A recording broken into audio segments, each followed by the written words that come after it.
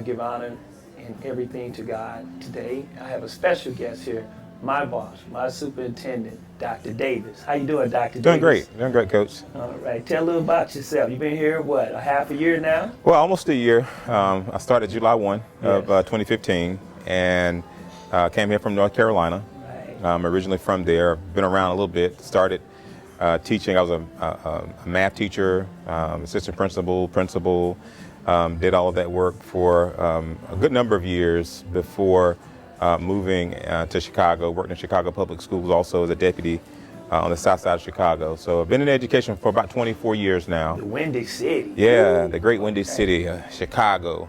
And so, you know, I love what I do. I love education. You know, I'm first generation college, and I always think about how important an education is for all children. And so I'm excited about being superintendent in Ferguson Florissant. This is my second superintendency. I was a superintendent in North Carolina for 3 years before coming here. But really excited about being here. I'm excited you're here too. Thank you. Me doing my background on you and everything, and from what how you carry yourself and your path, your journey, and it's exciting. And that's why I brought you on the show, Absolutely. so people can get to know you up close and personal. Yes, sir. Here Yes, on sir. Talk with Coach G show. There you go. Yeah, I'm excited. So we focus on a number of things here, and I can tell you that since I've been here, this is a great community. When I first heard about the opening, it was around the time, after the Michael Brown incident that happened in the community. And, so there was a lot to think about. There has been, quite a bit of change over the last year and a half, since 2014, August 2014, when all of it happened. And the world is really looking at, Ferguson Florissant. Yes, sir. And particularly Ferguson. The name Ferguson has gone global. Yeah, international. But I can tell you that, living here now and living in Ferguson and seeing the community and all of the things that I thought was here before coming, this is a great place to live. My wife and my son and I love it. We've been here for, like I said, almost a year now. And it's not the kind of community that you would expect to see based on what we saw in the media over the last couple of years. People love each other. They work hard together. They want to build community. We got issues of race all over this country that we have to deal with. Yeah, we have to deal and we with. can't ignore them and run from them. We have to deal with that head on, I think. But I think we have more things in common than we do different. Right, we and do. I think we have to sort of capitalize on those things. Right, and you saying that I've been out here 7 years, and staying out here, and particularly working and volunteering in McClure North, and being a track coach and whatnot. We have some phenomenal people and phenomenal kids here. We have to teach them be passionate about their things, and also what is their purpose here on earth. Yeah. Sir. We got to make sure our children have a good focus on getting a good quality education. And I always think really deeply about this because, being first generation college and knowing how my mother and my grandmother worked hard for me to be able to get a good education, I know the value add, right? I know how important it is for students to be able to read well and write well and do math well. But more importantly, for them to take ownership of their education. I call it agency, being able to advocate for yourself in every area of your life. When I first got here, one of the first things I said to the community in a press release was, it's really important that we have great principals in schools. I was at a meeting this morning, and one of the things I talked about was having a great principal and teachers in the classroom, because that is what makes the difference in a child's life, is having a high quality teacher who understands what they need to know and be able to do by the end of the year or the semester. And principals who know how to support teachers, right? Right. And we pushed a huge campaign around reading. I think that we ought to make reading the civil rights issue of our day. Right, that should be because everybody yes, sir. needs to be able to read well, right. And especially our children. And you're saying on that, we do. I've met some passionate teachers in our building, and we have some outstanding principals, principals. And the kids will say, y'all hard on us, say, hey, you're going to thank us one day in the future that we'll tough love. Tough love is bond. Oh, yeah, absolutely. I think, when you talk to children, for one, they're children, and certainly they have a voice, but we are the adults, and we have to make sure we're clear about what we expect from them. I think it's important for us to get to know who our children are. We call it cultural proficiency, understanding the culture in which our children come to us from, and then showing them their pathway, right? And I think it's our duty to make sure students are ready for college, whether they go or not. You right, Doc. Dr. Davis.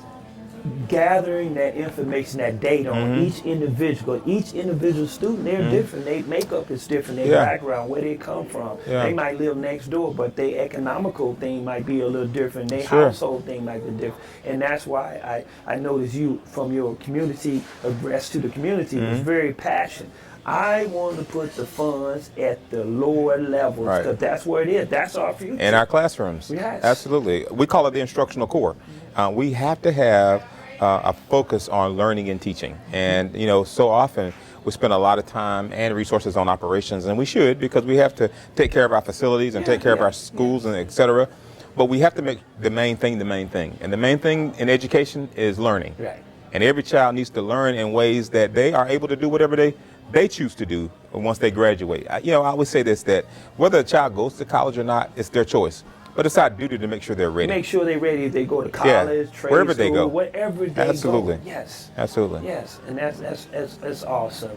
And I want you to tell everyone the initiative you was talking about, the education plan you foresee for our future of our school district. Absolutely. So we really focus on what's going on in the classroom, and we distribute leadership throughout our schools. From my end, I see myself as a lead teacher, not only the superintendent, but as a lead teacher. I was a math teacher by training, and so I worked at the middle and high school levels. And I can tell you that for us, what we have done is begin to focus on teacher practice, right? Like what's going on in the classroom. So we've instituted a framework for powerful results. And what we've done since July is we brought our principals in, our assistant principals in, and are giving them ongoing training about what the look-fors are when they go in classrooms, what are teachers doing, students doing, what's in the environment, and then bringing in our instructional leadership teams, our leadership teams at our schools with their principals and those lead teachers, and having conversations around best practices, right? Like what kinds of targeted instructional areas can we focus on? And an example of that would be reading comprehension. And then what practices do we use that will move that learning forward? And close reading is an example of that. And so what we've done is brought in our teachers, our lead teachers on those teams and their principals, and begin to have conversations about what's going on in the classroom, or what are the standards that students ought to be able to know in every area, whether it be ELA, math, science, or social studies, being clear about that. And then finding practices that will help move that learning for students at a deeper level, right? Not just at the knowledge level, but comprehension and analysis and application. How do we teach students the kinds of math skills they need, not only to have the basic foundation, but then how to apply those skills to real life situations. Yes. And that's a huge leap forward. But one of the things I can tell you is that we have some amazing teachers in our schools who are brilliant and who work hard and are opening up their doors and seeing what works, what do we need to do differently and better, and how do we keep deepening the learning for all children, not just a certain group, but all children, that they get a really good, solid education. You're right, because I remember in the movie we viewed, you were talking about cooperative learning. Yeah. And I see what you're doing. You said cooperative thinking from not just from you, from all our teachers and stuff. Because sometimes we could miss something. And we have some teachers that we need to all put in and say, hey, what works for us and what works for different schools and our different neighborhoods.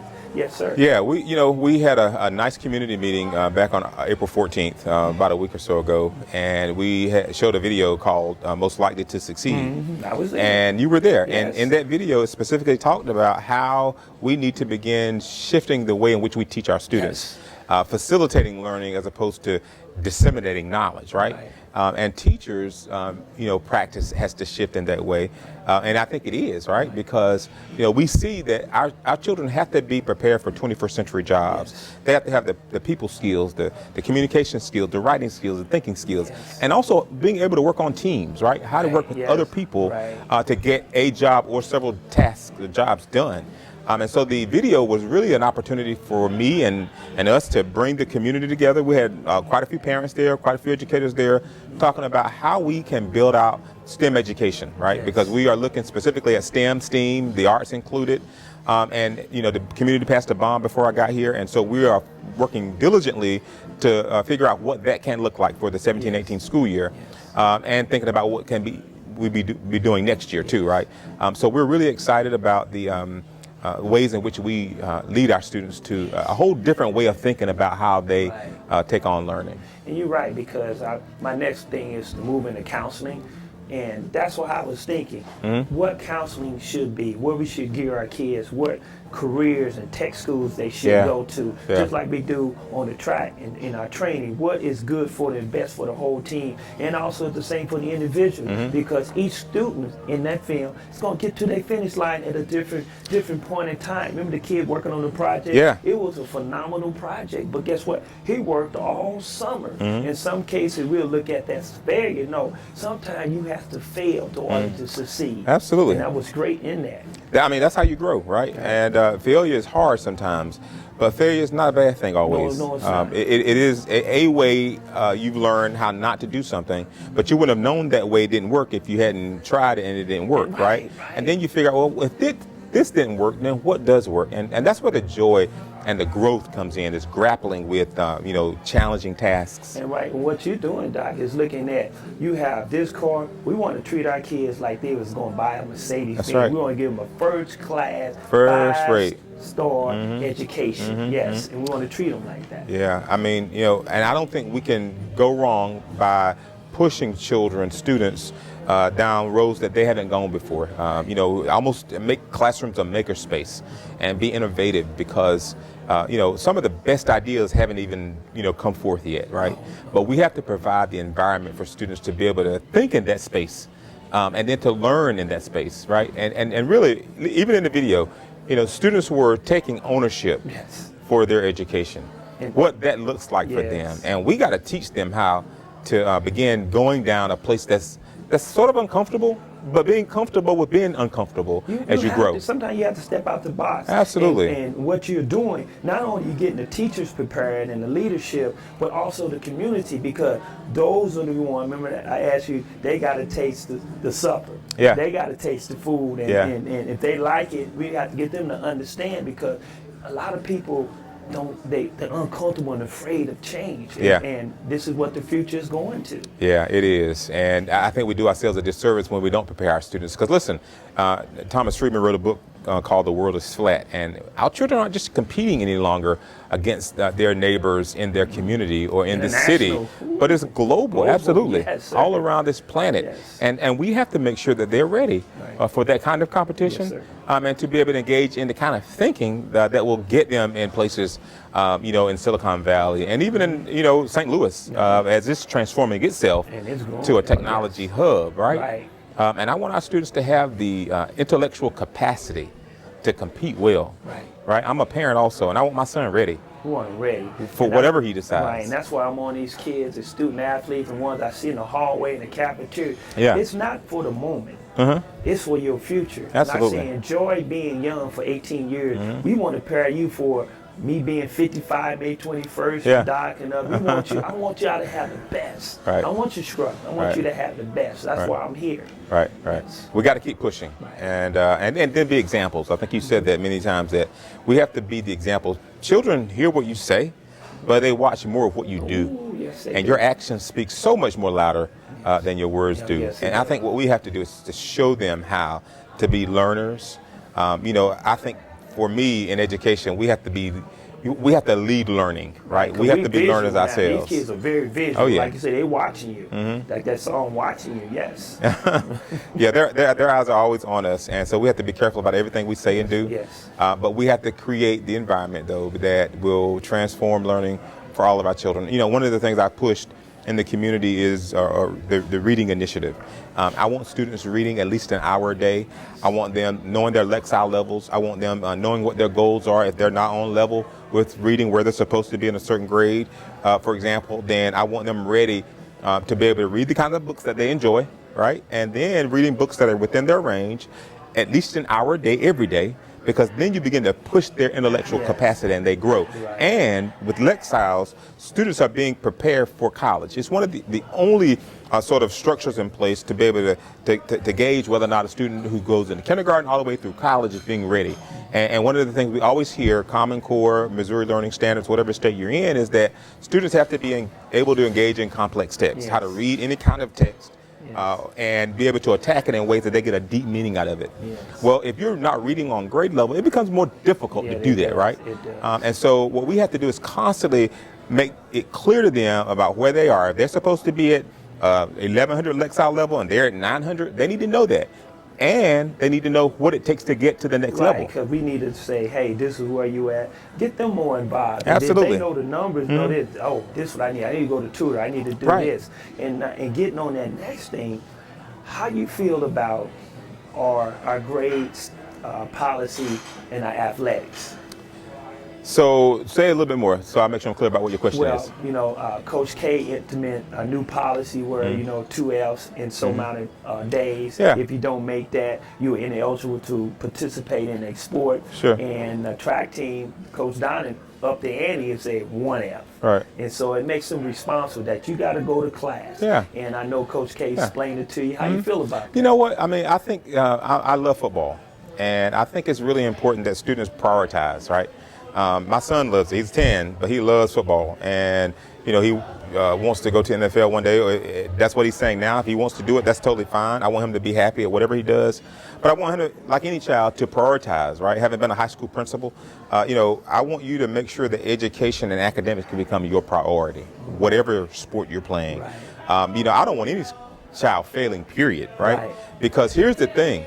Students need to be clear about understanding what it takes to get to Division I schools. And we have to educate them on knowing that you have to take the right kinds of classes. The NCAA looks at your core GPA, and you have to have the right classes in order to get there. You can't make an A in physical education classes and then make a D or an F in math and science and those classes and expect you're going to get to a Division I school. So I think what we're doing is raising the bar, but also prioritizing. What is important, and athletics is important because it helps keep you focused, but you got to make sure you're reading and writing and doing math first, right? Thank you, Doc, for that. And I'm going to have you on once again in the future. Absolutely. I love conversation. Once again, I have Dr. Davis, Ferguson Florissant Superintendent. He's going to be, he's doing a good job, and we're going to see some exciting things from our school district. Once again, we are here at Old Charlie's, located in North County, and I thank you once again for being on Talk with Coach G. Thanks, Coach G. Thank you, sir. I really appreciate it. Thank you. Yes, sir. All right. All right.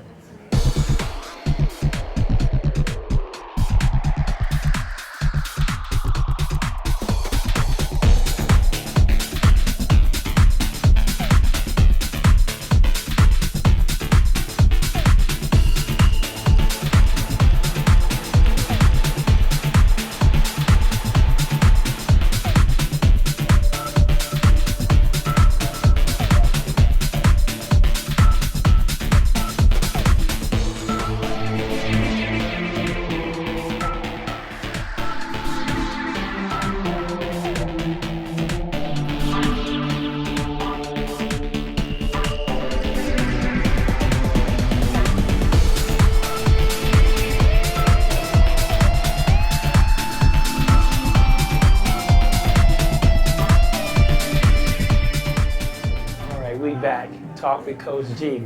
Good evening, everyone. I'm here with my special guest, Robert Jordan. Robert Jordan, how are you today? I'm good, Coach. Good, how are man. you? I'm glad you're here. Right. Tell me a little about yourself. Well, as you know, brother, we're fraternity brothers first and foremost. Yes, Phi sir. Beta Sigma Fraternity Incorporated, the greatest fraternity in the world. Right. That's what I've been knowing you, about 30 years? 30 Somewhere along years. 30 yeah. long years. But let me yeah. tell you, as you know, I'm a retired police officer. Now, I investigate civil rights allegations for the city of St. Louis. Been in the fraternity going on 33 years. And you know, our fraternity does a lot with the youth and the people within the city and that kind of thing. So that's how I occupy a lot of my time. Spending the time doing what the fraternity is. You know, as you know, our motto is culture for service, service for humanity. We don't focus on self. No, we don't. focus on what we can do for others to For better others. our culture, Right. our community, and our children, which is very important. And That's you look our at, future. That's Don't our matter future. if When it you look don't at the plight that's going on now, Right. you know what's most important. It don't matter if they're a black individual, white individual, whatever. There are our young people. Our young people are most important Yes. because our young people are tomorrow. That's the vision. Everyone's vision should be not about now, but where do we see our young people Right. tomorrow? Right. And I always tell the kids, what if we disappear? They said, Coach, you what? If we disappear, what will you guys do? All the people that's 30 and above, and you guys are here on this planet by yourself. We want y'all to be self-sufficient and work together as a community and work in a group and planning. If we are not here tomorrow. That's what they need. We need creative thinkers. And with all this technology, a lot of creative thinking is being taken away from our youth because they feel they can push a button and get the answer. But my father used to always say, use your common sense. And you know what? Common sense isn't too common these days. But for some reason, we have to educate and teach our children. And I'm not strictly speaking on book education, formal education. I'm speaking on education of life, how to live, how to make conscious, right decisions. So in Phi Beta Sigma, we look at these things. I was just at a school this past weekend where we mentored young men, taught them how to tie ties, talk with them. Let's hear what's going on with you, because our young men are leaders. They're made to be leaders. So we taught them. You never know what teaching a young man how to tie a tie. In the day where there are not many fathers in the home, or not many fathers taking that position that they need to be taken. Yeah, and speaking on that, Robert, when I first went my junior year, you know, junior year you want to go out. I know how to tie a tie. And guess what? I went up to the neighbor. He told me one style I tied. Man, I was so excited, man, to tie a tie and go out, hang out with the seniors and the other juniors, man. Yes, it's very important. Just It's those little important. simple things. Teach them how to tie a tie. My father taught me how to shine my shoes, taught me how to tie a tie, taught me how to walk, taught me how to always look with my head up, look a man in the face, look him in the eye, never look down. My mother said, never look down, there's nothing down there. Walk forward, walk strong. Right. That's what we do. And as men of Sigma, we have, you know, our auxiliary program, the Sigma Beta Club, where we work with young men. Even to teach them that a young man walks on the outside and a lady to the inside. Right. Just those You know, basic those basic fundamentals. basic fundamental, just basic things that they don't know. I see a lot of that in the high school, you know, sagging. I put a young lady together, I say, why are you with him? Let him, he's not respecting you. And then I'll pull him later on and say, you're not respecting yourself by the way you dress. It's not about that, it's not about self. It's about, people look at that in the real world, they look at it that it's not right. And so we have to show them. They don't know sometimes. We have to show them it's a compound thing of leadership. But see, because too often our youth are fine with achieving status quo. That's defining something that Defining, defining. which is average. Average means average. Okay, and when you're average, that means there's no one going up the ladder. You're accepting status quo. We can no longer allow our youth and our young men to accept status quo and say that's okay. No, that's not Status okay. quo is just what it is. We need thinkers. We need achievers. We need the visionaries. We need the ones to say, I'm going to think outside of the box. We have to have that. See, I was 17 when my father got killed. But he was in the home prior to that. What he taught me still sticks with me today. So I look at that and I look at my sons and I teach them the same thing. But it's not only just about my children. And that's one of the things that I love about Phi Beta Sigma Fraternity Incorporated. We were the first fraternity with an auxiliary group, the Sigma Beta Club, mentoring our young men between the ages of 8 through 18. And that's a great thing because I didn't have a father in the home, but I always had coaches and stuff I could look up to. And that's why I tell the young men and young women, I'm here to give you 110% of myself, not worried about self. When I come in that building in McClure North, I said, teaching is love crazy. That's my passion. The Lord gave, that's what he wants me to do. That's his will for me, and to teach. And Well, I commend any teacher. My mother was an educator. My aunts were educators. My father, before he was killed, taught part-time at Western University while he was a St. Louis County police officer. Educating and teaching goes way back. It's in my veins. I love teaching. As you know, I'm an ordained minister, so I teach. And I love teaching, educating people and teaching. And what I think is we got to get back. I look at a lot of the Greek organizations, and sometimes it's easy to be engulfed with yourself. But we were not founded to be about self.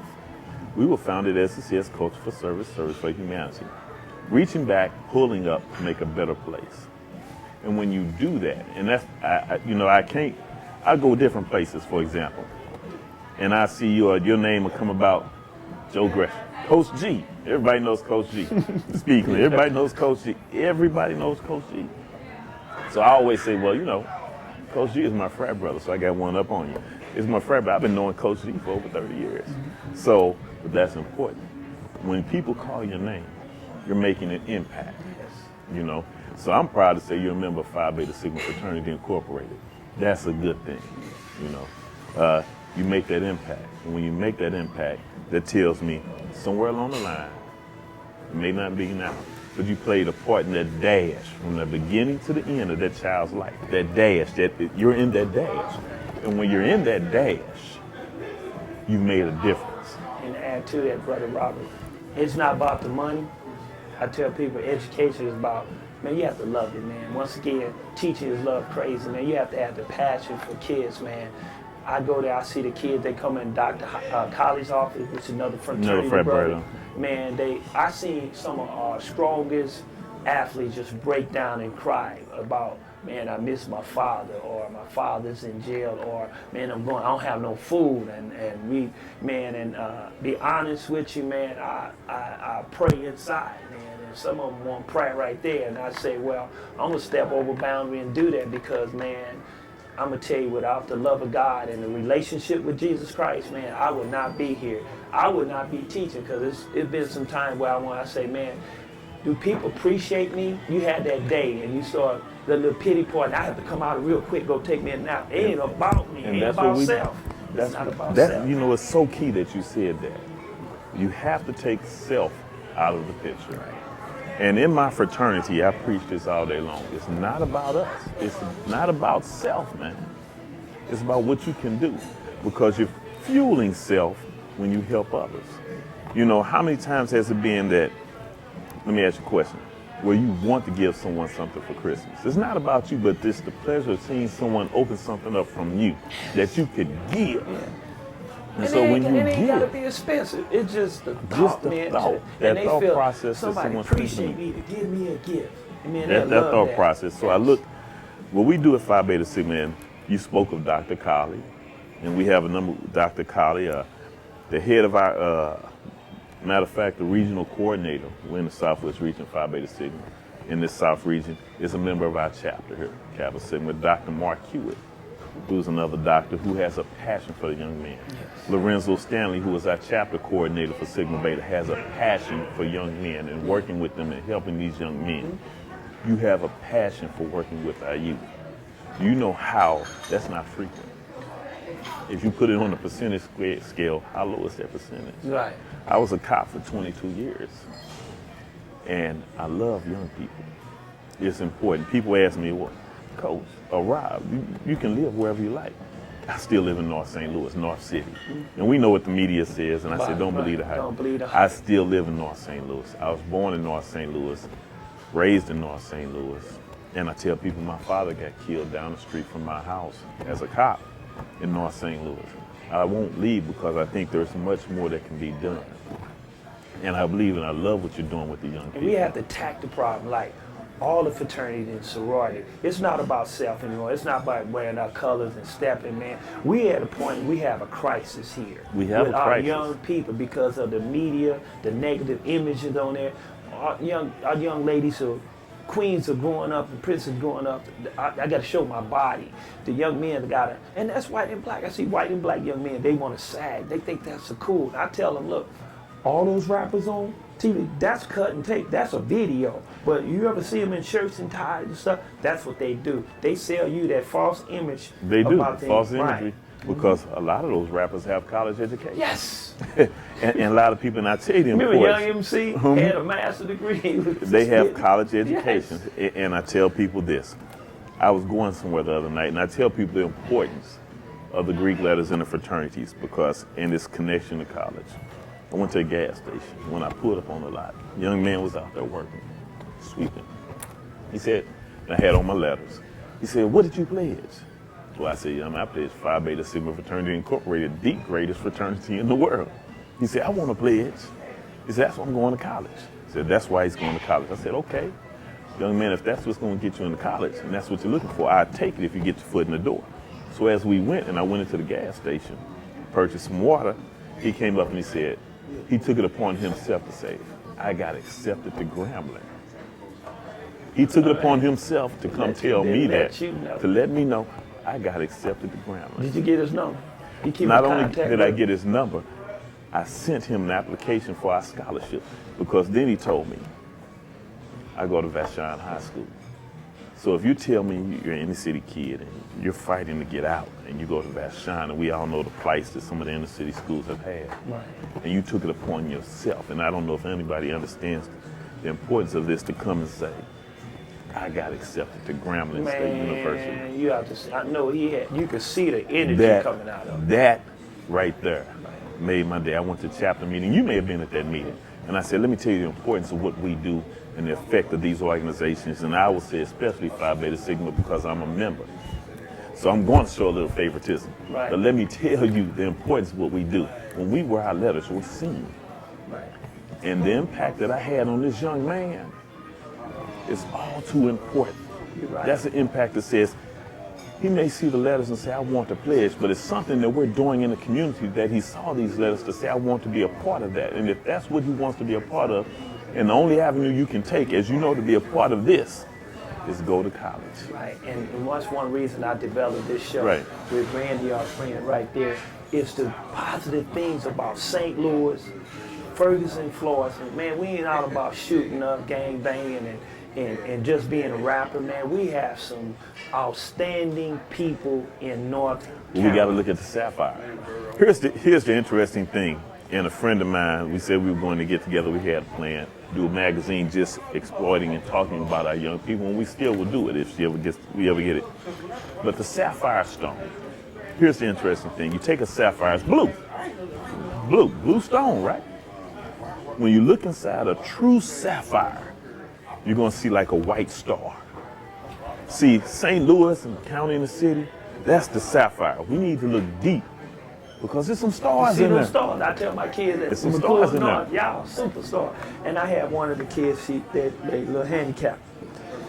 Coach G, why you always calling me a superstar? Because you my superstar. You going to great places. Don't let nobody, because of your shortcoming, your handicap, that you can't be a superstar. Well, you know we say one man's shortcomings is another man's greatness. Yes.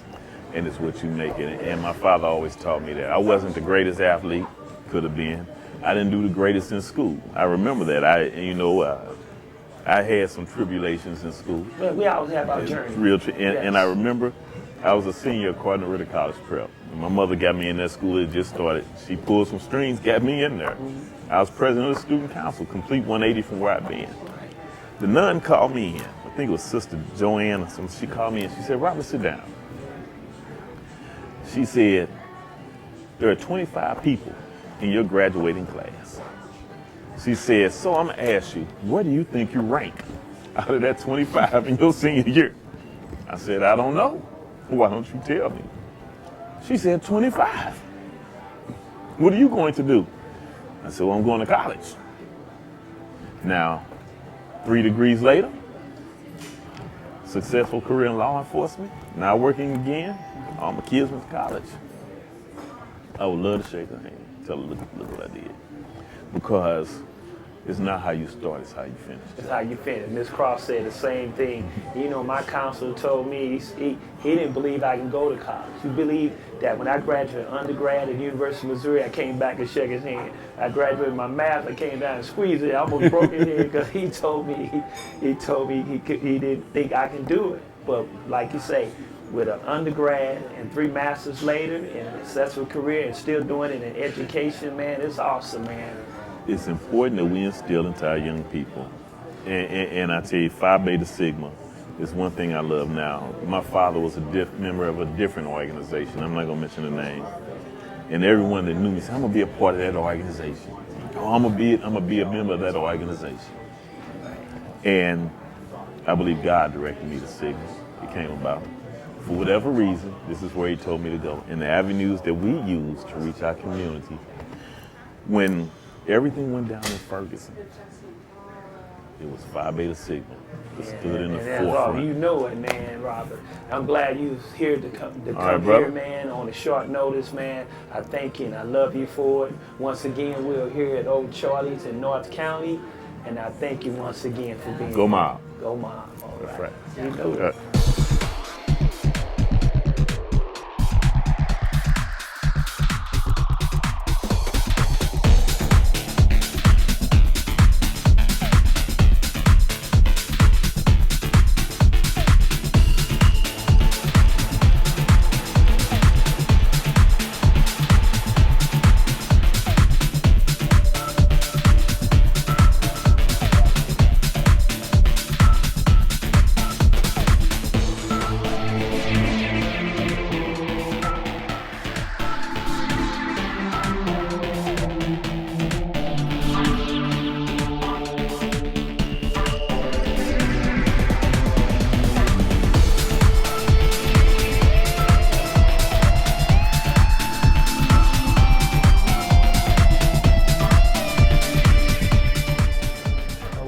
back here at Talk with Coach G here at Old Charlie, North County. I'm here with my friend and Normandy alumni. Viking, Introduce baby. yourself.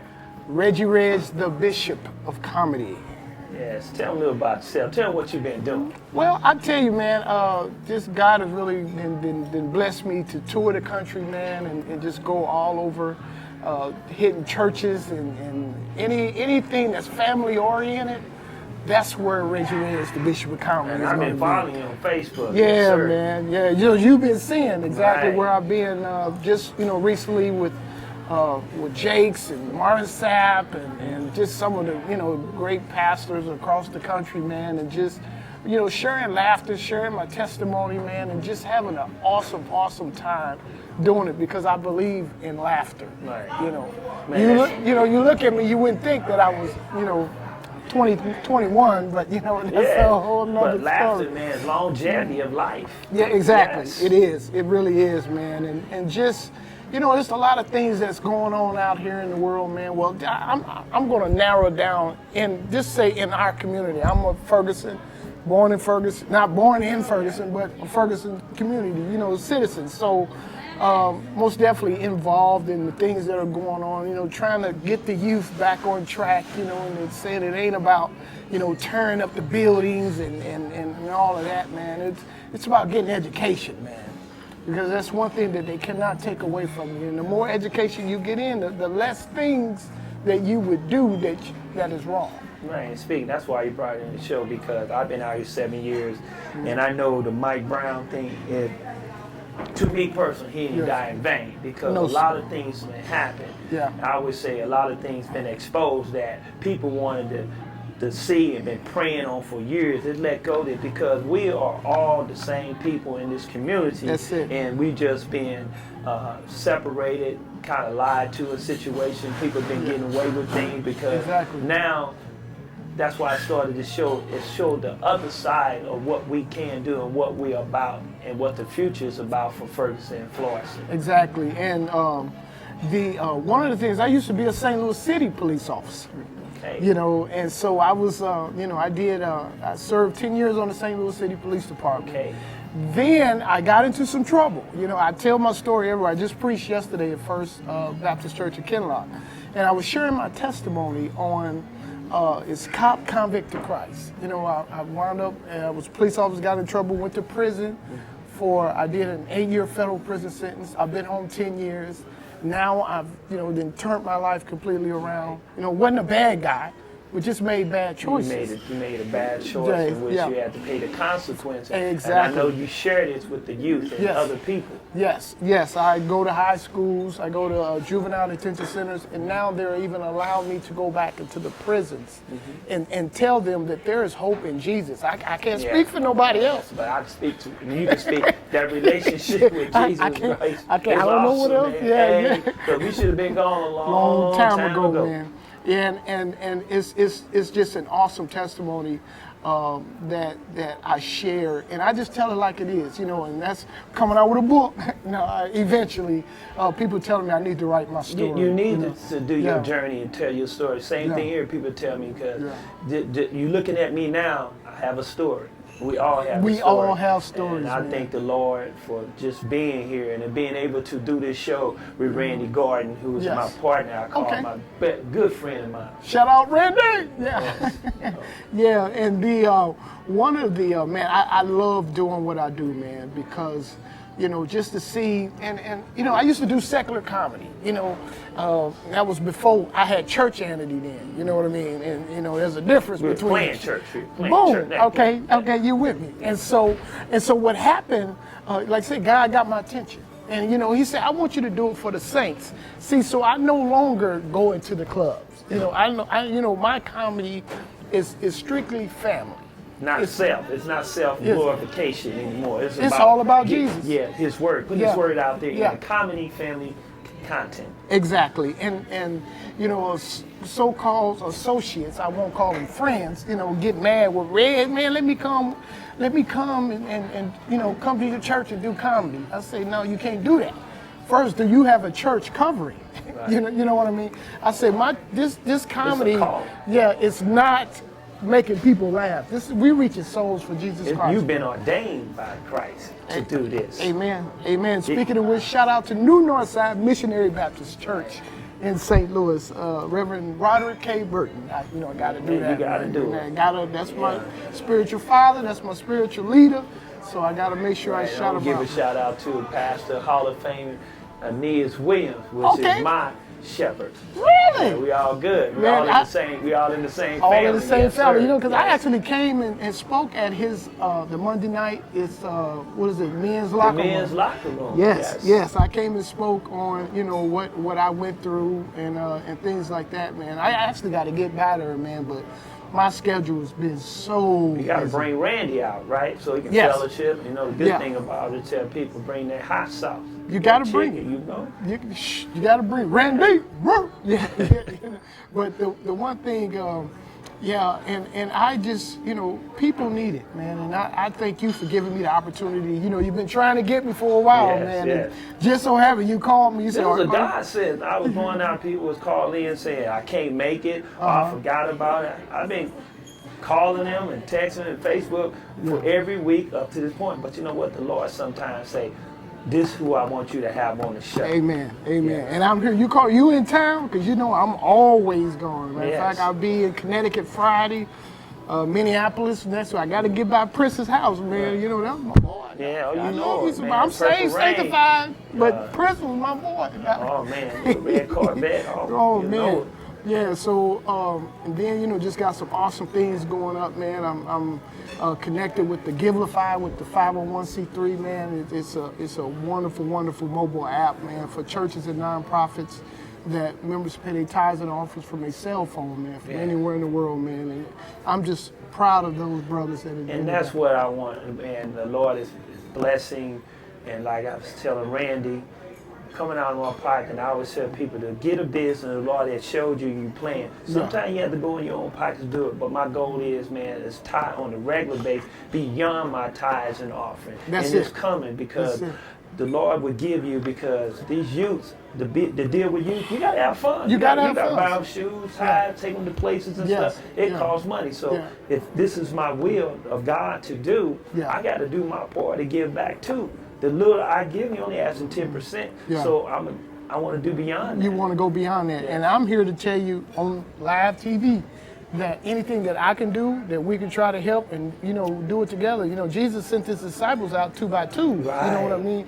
So, it's not just a you thing, it's a we thing. You know Right. what I mean? I got kids, they grown, but I got one 9-year-old still. I almost had them out the house, man, but I got one 9-year-old. And you're right. And so we need to, get together. Even during the Mike Brown, we were out there, representing, right. together on that. And speaking of that, I'm going to get you to come into the school. I'm witness and mentoring 1,800 kids a day at McClure wow. North. Wow. And then on the weekend now, I'm with more than 800 to 1,000 youths that's running track and field. This is my passion. People say, Coach, wow. do you ever get tired? Physically, I do. I take a nap. But spiritually and the Lord's will, man, I love it, man. They give me energy. Man, my good friend preached on that, Ricky Rush preached on that. He said, people look at you and be like, man, are you tired? But when you're doing the Lord's work, physically you might, they might expect you to be tired, but if you're doing what God have you to do, he's going to give you that burst of energy to go on and on and on and on and on and on and on. But you're doing something, man, that I wish a lot more young men like ourselves would do, and that is to minister and to reach these youth, because babies are having babies. You know what I mean? And you know what's really lacking in a lot of these homes? Love. Love. All they want is love, man. It's not a day go by. 10 young people want me to get her. Even a guy want me just give them. They all gets a dap. Yeah. They just want it, man. And, And they love that. man, Dr. Colley's office, we full every day. I'm the mentor. Yeah. And kids come and say, Coach G, I need some prayer. Wow. Man, and Wow. we'll go in the corner and we'll do that, man, because, man, I'm like my mom, I'm a praying warrior, man. Yeah, man. And Man, you know what, man? And I admire you for that, man, because, when I go out of town, what my passion is prisons.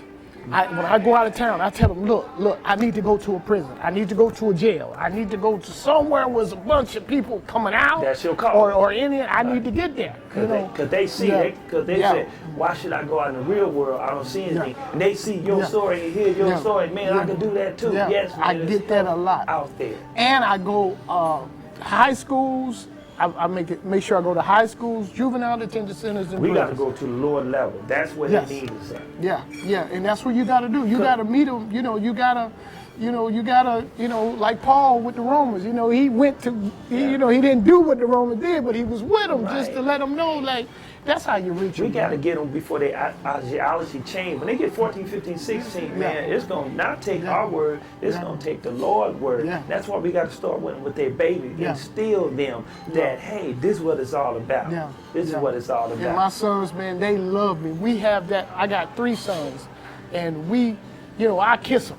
We kiss. We come here. My sons kiss. Mwah. My 9-year-old, we kiss. It's like kiss. You gotta let them know. Ain't nothing wrong with kissing my son on the forehead, on the cheek. In foreign country, what we call foreign, that's what they do. That's what they do. Part of being a man, bringing up to the manhood. Ain't about being funny or anything like that. Hold their hands. You got to these kids, man, and I did 7 full years in the federal penitentiary. 7 full years. So I got to see, the young African Americans come in there, man, 18, and up, confused. And the Nation of Islam, don't knock, but they got a large presence in there, and they would, try to grab them before everybody else, because the people want love, and they bring that love, that brotherly love, and so that's why a lot of the young men come out of prisons going to the Nation of Islam. There is a good percentage of Christianity brothers that are in prison that are really pushing it and doing what they're supposed to do, but every Wednesday there used to be the bus. That was to see who coming in, to see who all coming in. They pull up, they be getting cat calls and all of that, man, But man, it's an experience that I had to go through in order to do what I'm doing now, and it's telling the story about what life is all about. And the Lord has a plan for you. He showed you that plan, and He said, Reggie, this is what I want you to do. And you had to be obedient to that word and to that calling for Him. And He said, I'm going to take care of it. Don't worry about money. Don't worry about things. You made a mistake. One thing about our Lord, He forgive and forget. And He give us a new, man. He give us a brand new, because I know I shouldn't be here right now. I shouldn't be in education, man. But the Lord has given me the chance. This is my redemption. But we all do something in life that we frown and people frown on, but the Lord, He don't. He forgive and forget. He give us that new. He's put us in the past where He wants us to do this, and we have to be obedient to Him and to His word. And that's great. And you got mad respect, because those young men that was outside when I came in, they was like, we're doing this for the youth and all of that. And I was like, man, I'm here with Coach G. Oh, Coach G, he's over there. So what I look at you as, for real, as the modern day Pied Piper, man. Thanks, man. Appreciate that. Yeah, you're the modern day Pied Piper, man. You're the father figure. You're the male figure that a lot of these single parent homes don't have, man. So they come to you, and you, like you said, through your testimony, I'm just hearing with that, and I'm saying, I applaud you, brother. Yeah, because, I didn't get to raise my son or my daughter, man. They love me to death, man. So what I do locally, man, I treat them as my son and daughter. I check them, I cut them. As the Lord said, you cut them. So when you bring them and cut, people understand biblical meaning. I can set them down. Hey, man, you doing this, man. And one thing I know soon, I'm gonna spend a lot of time with my son and daughter, man. I'm so proud of him. He's graduating, man, in communication. He want to be a sports agent. Did some internships with ESPN. Oh, wow. And everybody know John Anderson on ESPN. That's one of my teammates. We were former walk-ons at the University of Missouri back in the day. And my daughter, my princess, man, I love her so much, man. They got some wonderful, strong and disciplined mothers, man. You know, I got some baby mamas. They're great. Let everybody know. Hey, baby mama, I was telling her, I do that one of my acts. I'm talking about the grandmamas these days, 25, 30. Come on now. Oh, Man, they still baby. They don't even know Yeah, themselves. they all in the club together. That's all my in the grandmama club. on the floor. Go, Yeah. grandma, go. But you know what? We are our brother's keepers, man. Yeah, and bro. this is a new millennium. They say in the village raise a child. Yeah. We're in the 21st century. It's gonna take Right. everybody, community, Everybody. everyone, man. Yeah, man, and it's just lovely, man. You know, I got an event coming up. If I could just shout that out. Go on and shout it out. Go on and shout it out. Here locally in St. Louis, I'm doing a Mother's Day event called "Laughing with Your Mama." You know, as you say, saints can laugh too. Right, This we is can. this is can. my. You can reach me on Facebook. Hurry up because it's getting ready to. It's my third page, and it's going fast. But Saints Can Laugh 2 presents, in First Baptist Church of Kinlock in Blackjack. Right. Present Laughing with Your Mama. Laughing with your mom. So Y'all hear that? Laughing with your mom. Laughing with your mother. So we want them to bring their mothers out and just laugh with their mother. How often do you get that, Billy? And not just their mothers, but the whole family laugh together, Right, man, that's good, especially on mothers, man. Mother is number one, man. I tell the kids, if I ever see you disrespecting your mother, because your mother's gonna be there when you in trouble, not in trouble. They have a birthright. They carried you for 9 months. Yeah. You had that relationship with them. That's why they own them. Yeah, and my thing, man, my mom went home to be with the Lord, and she died in church singing Amazing Grace, dude. And she went home to be with the Lord at 83. And when I was on the police department, that was a pet peeve of mine. When I go to a call and you have disrespected your mama, oh, I got you. It's crazy, man, the way kids talk to their parents now, Right, man. and we gonna leave and end that with that Reggie Reg, because I'm gonna have you on the show again after Mother Day or before Mother Day, so we can just talk about laugh with your mama and talk some sports as well. Oh, yeah, But I yeah. thank you, man, for Man, being thank on you. here, Reggie Reg. Pied Piper. Right. I appreciate you what you're Once doing, man. again, we thank you all Yes, sir. for being here and out there in the audience. In the real world, we're here at Old Charlie's, North County, here on Yes. Halls Ferry and Lindbergh. Once again, thank you, man. Man, thank you, man. Right. God bless you, Coach. Right. That's Hey. Coach, y'all.